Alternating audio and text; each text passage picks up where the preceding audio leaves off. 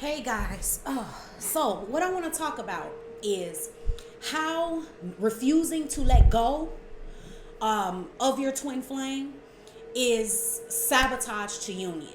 Okay, people think that holding on to this person is somehow going to help them get into union, but there's some things that they really don't understand.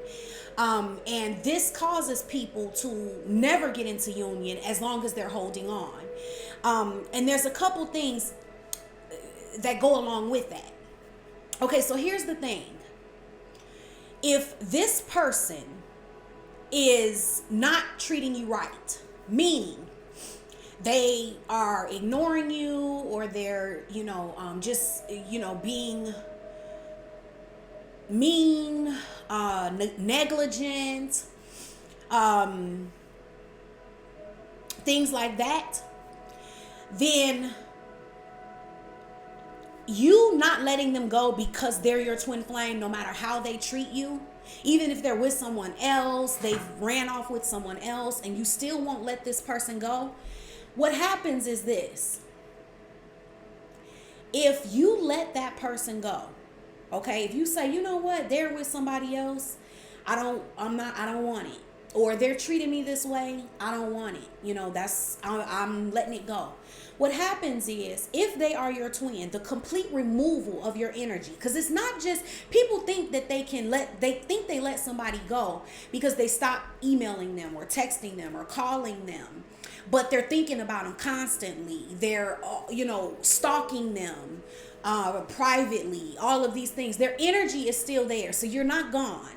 Okay, so that has no impact. This is why waiting never gets you anywhere. So the whole time you spend waiting on your union, nothing has happened. You're no closer to union than you were before you started waiting. You have to get things moving. So what happens is, if you let this person go, if they are your twin, it is the removal of your energy completely that will act like the rubber band that will pull them back towards you. The fact that you're gone completely. If you do that and they do not come back, then that person isn't connected to you. If they just don't come back, even when you completely remove your energy. But here's the good thing about that, because people get so heartbroken about that, and then they're so fearful that the person won't come back, that they don't let go, because they don't really want to find out if this person is not their twin. They don't want to know the truth. They just want to keep believing that this person is. So they hold on to not have to let go and find out the truth, that when this person doesn't boomerang back, that this person isn't their twin.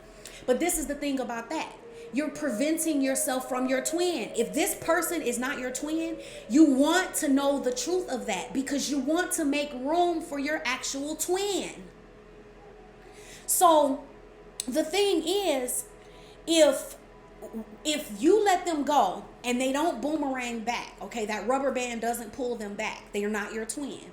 But the great thing about that is, now you're not wasting time on someone who's not your twin, so you're not actually on the journey to your real twin. You have to ask yourself, do you want your twin, or do you want this person? Some people are just choosing a person over true love. Do you want true love, or do you want this person? Because if this person is not going to give it to you, do you realize that you have forsaken true love for this person? That's where you have to look at yourself, and where you don't believe you deserve true love, where you don't actually want true love. You want this person. So that's where you have to really start looking now at some issues within yourself. But letting go is a part of the path, because when you let go, that's when you find out who your true twin is. You find out what the connection really is, if they boomerang back. And then if they're not, you get off of this stagnant place of not being on the journey and not actually getting any closer to your twin. And you actually now can, when you let that person go, if you discover they're not your twin, you're actually now ready for your twin to come. Because you have to understand that every person that comes along is helping you to find your twin, or helping you to get closer to your twin. So it's not anything to be heartbroken about if they're not the one. Don't think the one got away. Let me tell you, the one never gets away. If they were the one, they didn't get away. They won't get away. The one never got away. The person who gets away is the person who wasn't meant to be there. And you will discover that once you meet your twin. You will see why it didn't work with anybody else. You will see why those situations had to go that way. So then if they're not the twin, you just want to take the lesson and look at yourself and be like, okay, why was I hung up on this person? What was going on within me that I would be hung up on this person that wasn't it for me?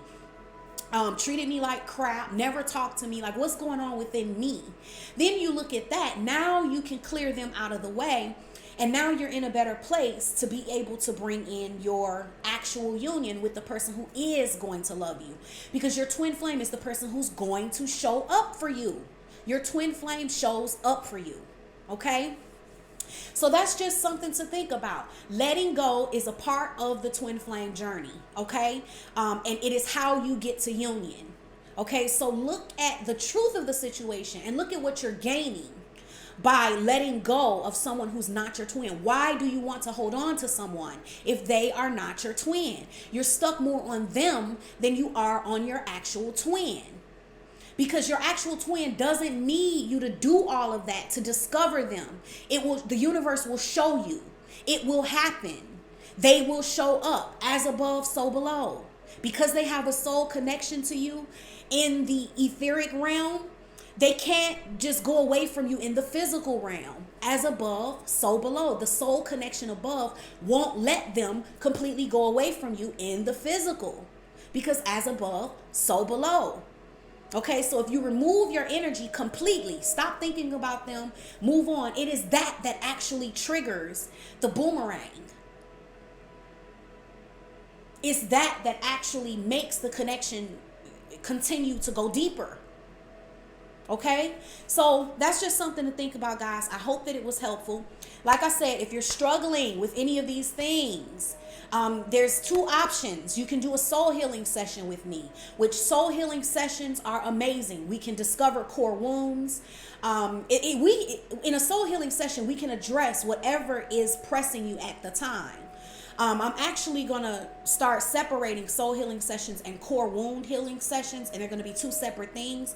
But right now, I'm just using the soul healing sessions. Like if you want a core wound reveal where we bring up the core wound and start the healing process for a core wound, then you can do a soul healing session. And when you fill out your form, you just write in that you want to do core wound healing, karmic pattern healing, because we can get to the root of what is at the root of your karmic patterns, and just any type of healing for the soul. If you've been depressed, suicidal, just in really low vibes, we can get to the root of all of that. Soul healing sessions are not readings. Okay, so the way they work is all I need to do is hear your voice and listen to you talk. I will track you. I will track your soul on its grid, on your life path. I can see where you are, where your line starts and ends. I can see that whole thing. And as I listen to you, it's in my mind, it's like an energetic pathway or street. And I'm just driving you back to the core wounds. So a lot of times what happens is when we get to the core wound, there's just an immediate burst of tears. There's an immediate outpour that kind of comes out. It's almost like busting if you had a boil or something that was full of infection, and then once we get to it and we squeeze it, it just pops. That's kind of the way it happens in the soul healing sessions if you do core wound removal. Because usually you're not aware of the core wound. You've disconnected. You've put so much distance between yourself and that wound because you didn't want to feel it, but it's affecting your life. It can be behind your karmic patterns. So we do need to squeeze that bump, and let that wound heal and bring it up. So if that's something you want to do, you can do that. And it's very therapeutic. You'll actually feel the effects of it for at least the next 3 days after you have it. And you'll be more in alignment with your soul path and on track and with your grid, okay? Then if you want to do the 5 hours to True Love Boot Camp, that is information that will get you in a place where you're a lot more mentally prepared for healthy love.